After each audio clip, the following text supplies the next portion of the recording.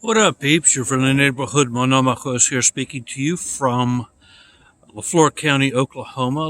Lovely little town called Poto. Poto is French for post. Anyway, I think there were some French fur trappers here a while back. Anyway, behind me and really all the way around are the Kiamichi Mountains. And over there on the other side is Mount Kavanaugh, which is the distinction of not being a mountain, but the world's tallest hill. I think if it was only like another 10 feet higher, it'd be a mountain, but it's a hill, but it looks like a mountain. Anyway, it's been a while, lots of things going on. I hope you all had a blessed nativity. For those of you on the new calendar, as am I, and regardless of hopefully a good new year. Well, let's get right to it. There's just been a lot of things going on. And 2019 was a very, very interesting year. Controversial in many ways. And both on the religious front and on the secular front. I do want to talk a little bit about both, if you don't mind, because this is a retrospective. And I've just got some ideas. I'm going to freeform this, so I hope it's okay with you. Anyway, here's what's going on. 2019 was the year of peak Trump derangement syndrome. People are just insane. And Speaker Pelosi did something very stupid and destructive. In the ordinary course of things, even if there was a reason to do it, like, for instance, real actual criminality. Impeachment is not something that's just done lightly. But in Pelosi's case, it was done stupidly and speciously. There was no reason for an impeachment, because if there were, there would have been, actual articles of impeachment that showed actual criminality.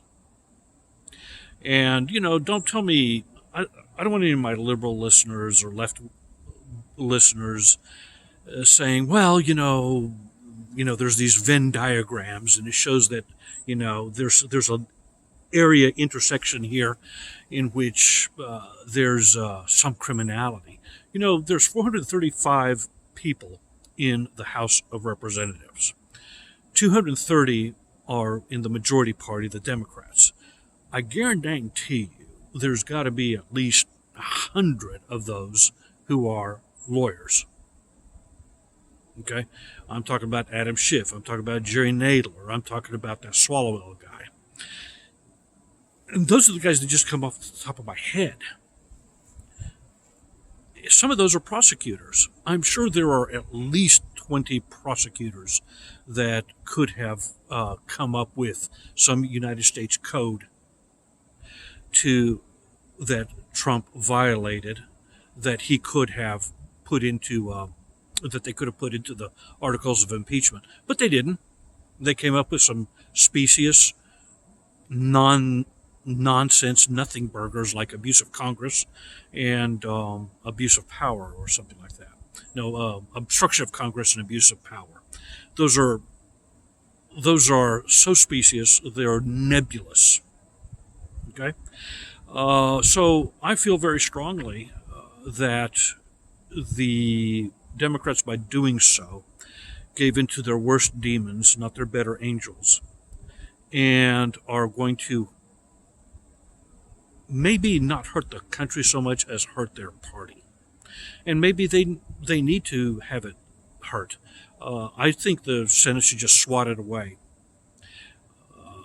This third impeachment of a president, the first one being Andrew Johnson, the second one being Bill Clinton, arguable, but there were actual crimes there. There are no crimes here. Now, basically, we're talking about maladministration, what the founding father George Mason wanted for impeachment, which all the other founding fathers said absolutely not, because that's again, I used the word nebulous. It's specious. I've used that word as well.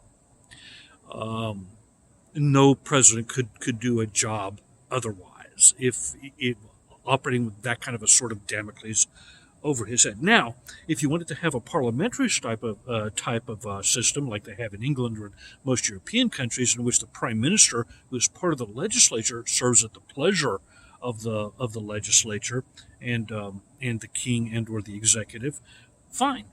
But we don't have that. We have a republic, and it's based on what you call separation of powers, in which there are three co-equal branches of government. Okay, so enough of that. I'm sure there's other things that would come to my mind. I think the whole Me Too movement is petering out. It's hurting women. It's driving women out of the workplace, and if not driving them out actively, it's solidifying that so-called glass ceiling, because in the executive world, nobody is going to hire women anymore. Not in their right mind. Okay. Okay, let's go to the religious front. Okay, well, Patriarch Bartholomew just stepped in it. What he did with the so-called autocephaly of Ukraine, which I call Euchrocephaly, it's not really, leaving aside the fact that it's not a canonical church and is made up of anathematized, excommunicated, or not even legally ordained clergymen and bishops. It's basically a sect. Leaving all that aside, the rubrics that he set up for that sect are nonsensical. I mean, it's not even really autocephaly. The only silver lining is that it has alerted the rest of the Orthodox world to the incongruity, the invalidity of this process, of what he has done. And it's alarmed everybody.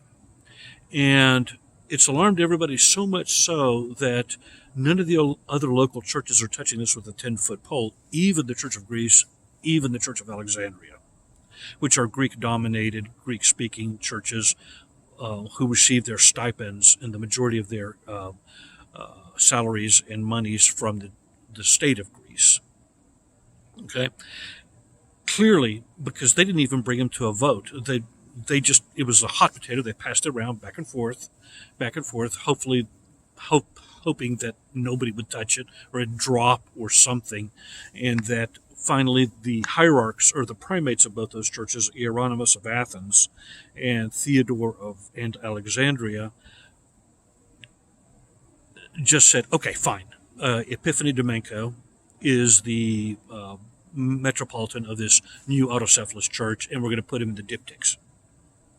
Now, this is so invalid, so uncanonical, that it pretty much has left open the door for the future for somebody to say, some future primate to say, no, we're not going to go here.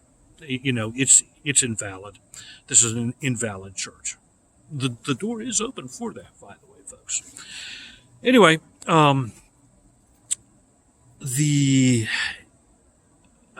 passing of two beloved elders, Elder Emilianos of Simonopetra and Elder Ephraim of Arizona, happened in this past year, and I hope they pray for us. I'm sure they are. And I'm hopeful that they can, through their prayers, bring some stability to the world. One thing I will say is that we can no longer divorce politics from religion anymore, especially when it comes to the Orthodox Church. It's clear that the enemy has the Orthodox Church in its sights, and that's why it's trying to engineer this schism.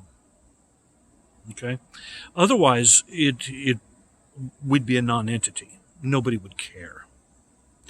The fact that Bartholomew and other Western-leaning hierarchs are hitching their wagon to the Western Star, even as it's crashing to the earth, should give us pause.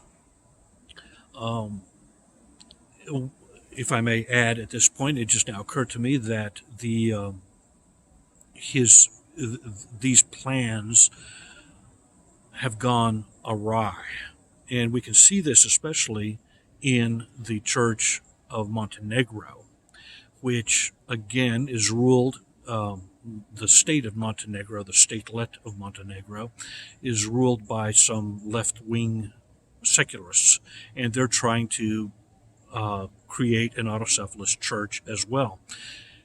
This time, unlike in Ukraine, where the people kind of like didn't really know what was going on, and they've got a lot of problems in Ukraine, the people of Montenegro are saying, no, they're not having it. And they are in the streets, and they are not rioting, but they are demonstrating in the tens of thousands.